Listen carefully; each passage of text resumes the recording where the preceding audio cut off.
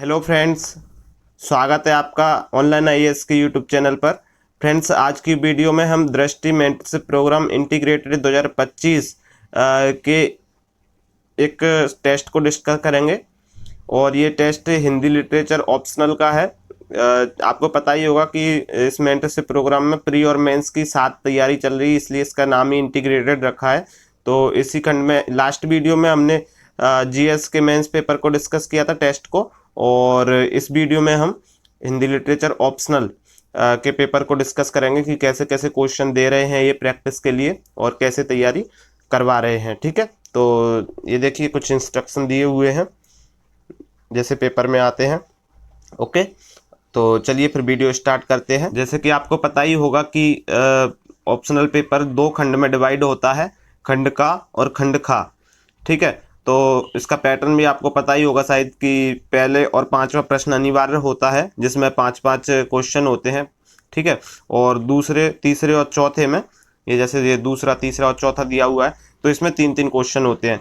और ये भी आपको पता ही होगा कि पहले और पांचवा अनिवार्य है, उसके बाद में एक खंड से दो और एक खंड से एक, कुल तीन क्वेश्चन करने होते हैं। या तो आप खंड का से दो क्वेश्चन कर दो, मतलब दो खंड कर दो, और या फिर आप ये कुछ से कर दो खंड खा से, और या फिर खंड खा से दो कर दो, खंड का से एक कर दो।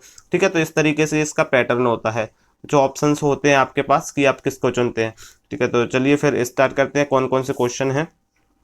जैसे पहला क्वेश्चन लिखा हुआ है पहले क्वेश्चन में पांच ऑप्शन है। पांच में पहला है राष्ट्रभाषा और राजभाषा में अंतर। दूसरा है राजभाषा हिंदी के विकास में लाला लाजपत राय का योगदान। तीसरा गढ़वाली बोली। चौथा नाथ साहित्य में खड़ी बोली हिंदी का प्रारंभिक स्वरूप। पांचवा सिद्ध साहित्य की प्रवृत्तियां। ठीक है, ये तो हो गए अपने और क्या कहते हैं पहले सेगमेंट के। इसके बाद में दूसरा है कबीरेतर संत कवियों के साहित्य में खड़ी बोली के प्रारंभिक स्वरूप की विवेचना कीजिए। उसके बाद में मध्यकाल में ब्रजभाषा के साहित्य विकास पर प्रकाश डालिए।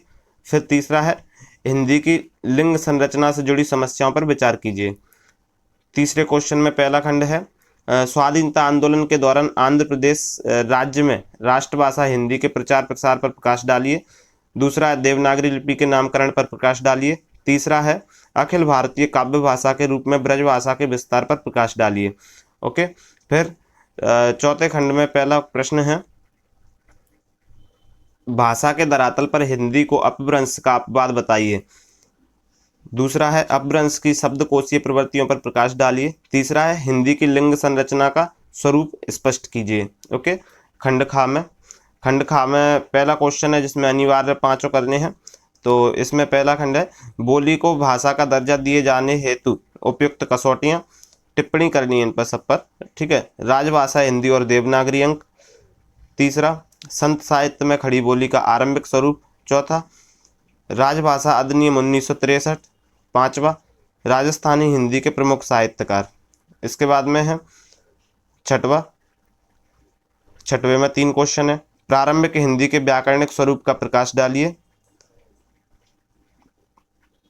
दूसरा व्यावसायिक शिक्षा के संदर्भ में हिंदी में वैज्ञानिक और तकनीकी शब्दावली के विकास पर प्रकाश डालिए। फिर तीसरा स्वाधीनता आंदोलन के दौर में राष्ट्रभाषा के विकास में महाराष्ट्र के योगदान पर प्रकाश डालिए। ओके, इसके बाद क्वेश्चन नंबर 7 में तीन है।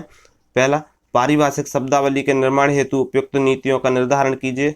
दूसरा ब्राह्मी लिपि और नागरी लिपि के संबंध पर प्रकाश डालिए। तीसरा हिंदी भाषा के उत्थान के परिप्रेक्ष्य में केंद्रीय हिंदी निदेशालय के कार्यों का उल्लेख कीजिए। आठवां, इसके भी तीन खंड हैं। पहला जिसमें प्रयोजन मूलक भाषा के रूप में हिंदी की वर्तमान स्थिति पर विचार कीजिए। दूसरा देवनागरी लिपि की सीमाओं का निरूपण कीजिए। लोकमंगल की अवधारणा को प्रसारित करने में अवधि के योगदान पर प्रकाश डालिए। ये टोटल 8 क्वेश्चन थे और ये भाषा खंड के ही सारे क्वेश्चन हैं। ठीक है, अभी खंड खा जो हिंदी साहित्य का इतिहास है उसमें अभी नई प्रवेश किया है, तो हिंदी भाषा और नागरी लिपि का जो इतिहास टॉपिक है उसके सारे क्वेश्चन हैं। ठीक है, तो आप लोग भी या तो इसको मतलब एक साथ में पूरा अटेम्प्ट कर लीजिए, या फिर जो आपको सुविधा लगे कि आप दो दो तीन तीन क्वेश्चन प्रैक्टिस करना चाहते हैं, आपको क्वेश्चंस मिल गए बेसिकली, तो आप उस तरीके से अटेम्प्ट कर सकते हैं। ठीक है, तो चलिए फिर इस वीडियो में इतना ही, मिलते हैं किसी नेक्स्ट वीडियो में, तब तक के लिए पढ़ते रहिए। धन्यवाद।